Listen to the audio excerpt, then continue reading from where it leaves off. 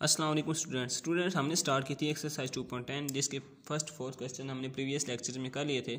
आज हम करेंगे क्वेश्चन नंबर 5। तो स्टूडेंट्स हम इन क्वेश्चन में मैंने आपको बताया था हमने कहीं ना कहीं पे मिनिमम वैल्यू ऑफ फंक्शन या मैक्सिमम वैल्यू हमने फाइंड करनी होती है।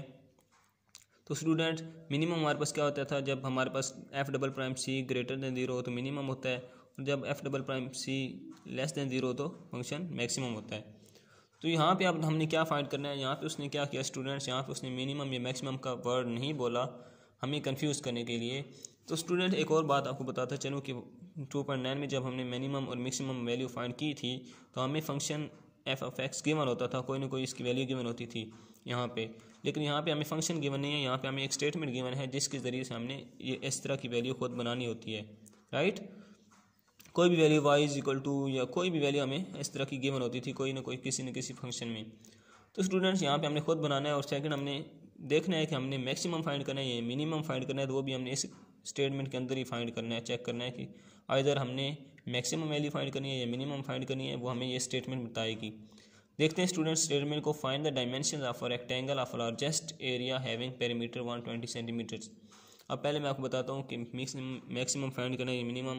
तो देखिए उसने क्या वर्ड बोला है, लार्जेस्ट एरिया। लार्जेस्ट मतलब बड़ा, मतलब maximum.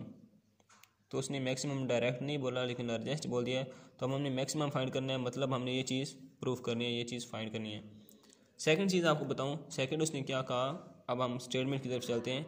Find the dimension of rectangle. Rectangle student हमारे पास कौन सी होती है, ये जो होती है हमारे पास इस तरह की, सॉरी इसके ये साइड बिल्कुल सीधी होती है, ये हमारे पास एक रेक्टेंगल होती है स्टूडेंट्स। ये जिस तरह ये स्क्वायर होता है ना इस तरह की होती है, लेकिन इसकी ये साइड थोड़ी उससे लंबी होती हैं। इसमें इसकी डेफिनेशन क्या है, इसके आमने सामने की जो साइड्स हैं वो इक्वल होती हैं, और एंगल हर एंगल 90 का होता है। अगर ये साइड एक्स है तो ये भी एक्स होगी, अगर ये वाई है तो ये भी वाई होगी, यानी कि ये साइड्स इक्वल होती हैं। ये हमारे पास होती है रेक्टेंगल।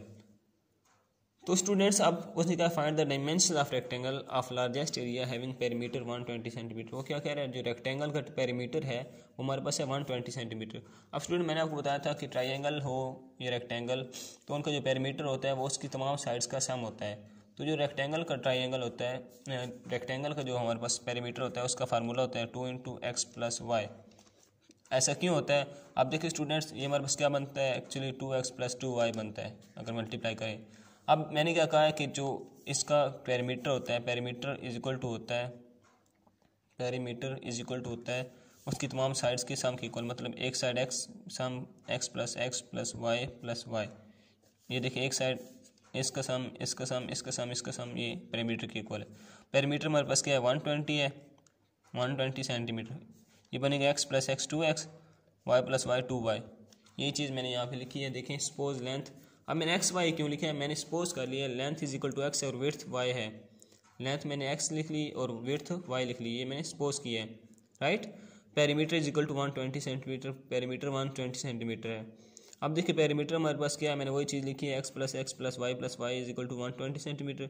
ये बनेगा 2x + 2y is equal to 120 centimetre. अब ये फार्मूला भी डायरेक्ट यहाँ पे लिख के ये चीज़ लिख सकते हैं। अब मैंने क्या किया, डिवाइड होल बाय 2 से डिवाइड कर दिया यहाँ पे, ताकि मेरे पास सिर्फ x और y रह जाए। तो ये 2 से काट जाएगा, x रह जाएगा, प्लस 2 से काट जाएगा, y रह जाएगा, इज इक्वल टू यहाँ जब 2 से डिवाइड करेंगे तो 60 रह जाएगा, is equal to centimetre, is equal to 60 centimetre. अब स्टूडेंट मैंने क्या किया, यहाँ से y की वैल्यू फाइंड कर ली, y is equal to 60 - x, right. आप देखिए स्टूडेंट उसने क्या कहा है, लार्जेस्ट एरिया की बात की है। तो एरिया किसकी इक्वल होता है, एरिया इज इक्वल टू होता है लेंथ क्रॉस विड्थ। जब हम रेक्टेंगल की बात करते हैं तो एरिया किसकी इक्वल होता है, लेंथ क्रॉस विड्थ। तो लेंथ इसकी क्या है x और विड्थ क्या है y, मतलब एरिया ए किसकी इक्वल आएगा xy। तो मैंने लिख दिया a is equal to xy। अब मैंने क्या किया, पुट इक्वेशन 2 इन। अब स्टूडेंट चूँकि एरिया हमारे पास क्या है xy है, तो मैंने क्या किया, पुट इक्वेशन 1 इन 2, मतलब ये जो 1 इक्वेशन है यहाँ जो y की वैल्यू है वो मैंने इधर y में पुट कर दी। ये जो y की वैल्यू मैंने निकाली थी वो इधर मैं पुट कर दूंगा, बनेगा a is equal to x 60 - x, मतलब y की जगह मैंने क्या पुट कर दिया 60 - x। तो ये इसको मैं मज़ीद सिंप्लीफाई करूँ तो मेरे पास बनेगा 60x - x², सॉरी यहाँ पे 60x - x² आएगा, ये बनेगा 60x - x² is equal to a। ये 60x - x² is equal to a बन जाएगा। अब स्टूडेंट्स मैं आपको एक बात बताता चलूँ यहाँ पे कि हमने जो चीज़ प्रूव करनी है वो है f double prime of c less than zero, क्योंकि मैक्सिमम की बात करनी है ना, लार्जेस्ट उसने कहा है मैक्सिमम में यही होता है। मैंने आपको बताया कि मैक्सिमम जब बात करते हैं तो f double prime c less than zero होता है। अब इस डबल प्राइम सी का मतलब है डबल डेरिवेटिव, सेकंड डेरिवेटिव। अब स्टूडेंट अगर हमें फंक्शन जो भी गिवन होगा, अगर वो y की फॉर्म में गिवन है तो हम y का डबल डेरिवेटिव लेंगे, डी स्क्वायर वाई और डी एक्स स्क्वायर, इसको हम लेस देन ज़ीरो प्रूव करेंगे। अगर वो a की फॉर्म में है, मतलब जैसे अब हमें इधर लेफ्ट साइड इसकी a है, तो हम क्या प्रूफ करेंगे, डी स्क्वायर a और d x square less than zero. अगर ये चीज़ हम प्रूफ करें और ये चीज़, ये एक ही बात है, क्यों, ये भी सेकंड डेरिवेटिव है और ये भी सेकंड डेरिवेटिव है, ये भी लेस देन ज़ीरो है और ये भी लेस देन ज़ीरो है। यहाँ पे क्या है, जस्ट यहाँ पे फंक्शन उसने हमें समझाने के लिए एक जनरल बात बताई है। तो यहाँ पे हमने कोई भी अगर फंक्शन हो तो उसका second derivative less than zero होगा तो वो क्या होगा, मैक्सिमम फंक्शन होगा। तो ये बात आपको बता दी। अब हमने क्या करना है स्टूडेंट्स, जब a की वैल्यू हमारे पास आ जाएगी, अब हमने इसका सेकंड डेरिवेटिव फाइंड करना है लेस देन ज़ीरो है या नहीं। तो पहले हम इसका फर्स्ट डेरिवेटिव लेंगे, फिर सेकंड डेरिवेटिव लेंगे। तो देखते हैं स्टूडेंट्स, हम इसका फर्स्ट डेरिवेटिव लेते हैं। अब a की वैल्यू हमारे पास क्या है students, a equal to 60x minus x square. अब मैंने इसका फर्स्ट डेरिवेटिव लिया डी और डी एक्स इक्वल टू 60, क्योंकि कांस्टेंट है बाहर आ जाता है, x का डेरिवेटिव 1 होता है तो ये 60 बन जाएगा, 60 को 1 से मल्टीप्लाई करें 60 आता है, माइनस एक्स स्क्वायर का डेरिवेटिव हमारे पास 2x होता है, मैंने लिख लिया। अब चूंकि हमने इसका डबल डेरिवेटिव फाइंड करना है तो हम अगेन डेरिवेटिव लेंगे। तो डबल डी स्क्वायर a और d x square is equal to 60 constant है, इसका डेरिवेटिव 0 होता है, माइनस 2 कांस्टेंट है बाहर आ जाता है और x का डेरिवेटिव 1 होता है। अब इसको हम सोल्व करें तो ये हमारे पास 0 खत्म हो जाएगा और माइनस 2 को मल्टीप्लाई 1 से करें तो माइनस 2 ही बनता है। अब डबल डेरिवेटिव किसके इक्वल आ गया, -2। अब स्टूडेंट्स हमने क्या करना होता है, x की वैल्यू फाइंड करने के लिए हम फर्स्ट डेरिवेटिव को देखें, हम क्या करते थे, एफ प्राइम एक्स को 0 के इक्वल पुट करते थे। क्यों, क्योंकि हमने x की वैल्यू फाइंड करनी होती थी। अब मैंने आपको बताया कि यहाँ पे एक्स प्राइम एक्स नहीं है, यहाँ पे हमारे पास फर्स्ट डेरिवेटिव चलेगा। तो हम क्या करेंगे, फर्स्ट डेरिवेटिव को इक्वल टू 0 पुट करेंगे। बेसिकली हम यहाँ भी फर्स्ट डेरिवेटिव को इक्वल टू 0 पुट करते थे। ये हमारे पास फंक्शन का फर्स्ट डेरिवेटिव है एफ प्राइम एक्स, राइट।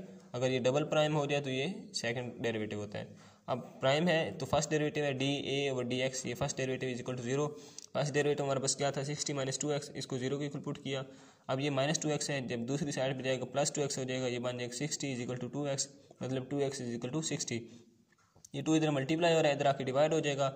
जब डिवाइड होगा तो ये 60 और 2 क्या बनता है, हमारे पास 30 बनता है, तो x इक्वल टू क्या आ जाएगा, 30 आ जाएगा, राइट। अब स्टूडेंट्स हमने क्या करना होता है, नेक्स्ट देखिए हमारे पास डबल डेरिवेटिव किसके इक्वल है, -2 के इक्वल है। अब मैंने ये वाली हमारे पास स्टेटमेंट क्या है, f double prime c less than 0 होगा तो फंक्शन मैक्सिमम होगा। अब अगर हम डबल डेरिवेटिव को ही डी स्क्वायर और डी एक्स स्क्वायर को लेस देन 0 प्रूफ कर दें तो फंक्शन मैक्सिमम ही होगा। लेकिन इस जनरल फॉर्म को बनाने के लिए मैंने क्या किया, मैंने लेट कर लिया ये जो डी स्क्वायर ए और डी एक्स स्क्वायर है इज इक्वल टू किसके है, एफ डबल प्राइम एक्स के इक्वल है, राइट। क्यों, क्योंकि मैं आपको ये जनरल फॉर्म के ही बताना चाहता हूँ। यहाँ पे मैंने लेट कर लिया इसको, ये भी डबल डेरिवेटिव है, ये भी डबल डेरिवेटिव, फ़र्क नहीं पड़ता कोई भी, लेट कर लिया हमने। अब मैं क्या करूँगा, इसकी जगह लिख दूंगा f double prime x equal to -2।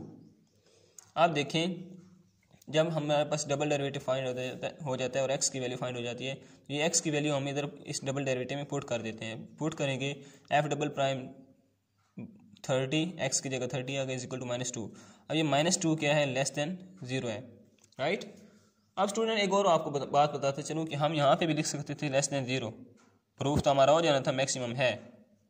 देखें, क्योंकि जब ये लेस देन 0 होता है तो प्रूफ हमारा मैक्सिमम होता है। लेकिन ये देखिए हमारे पास है एफ डबल प्राइम सी, यहाँ पे x नहीं है, यहाँ पे क्या है, c है। c मतलब कोई भी पॉइंट, तो हम c ये वाला पॉइंट है 30 है, x हम नहीं लिख सकते, यहाँ पे प्रूफ नहीं कर सकते। हम 30 लिखेंगे, उसके बाद हम ये बताएंगे कि लेस देन 0 है, so area of triangle is maximum. देखिए लेस देन 0 है तो मैक्सिमम होगा ना, एट x इक्वल टू 30। अब डायमेंशन बतानी है, लेंथ उसकी क्या हमने बताई थी, x हमने लेंथ उसकी हमने सपोज की थी x, और ये हमने लेंथ की थी x, और विड्थ हमने क्या की थी y, राइट स्टूडेंट। अब length is equal to x equal to 30 centimetre. देखिए x हमारे पास क्या है, 30 आया।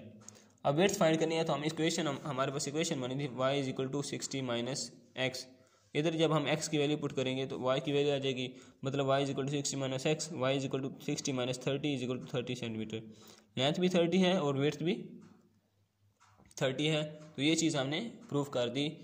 आई होप सो कि आपको मेरा मेथड, मेरा लेक्चर समझ आया होगा। अगर आपको मेरी वीडियो पसंद आई हो, मेरे लेक्चर, मेरा मेथड पसंद आया हो, तो मेरे चैनल को सब्सक्राइब करें मोर ऐसी वीडियोस को देखने के लिए। Thank you.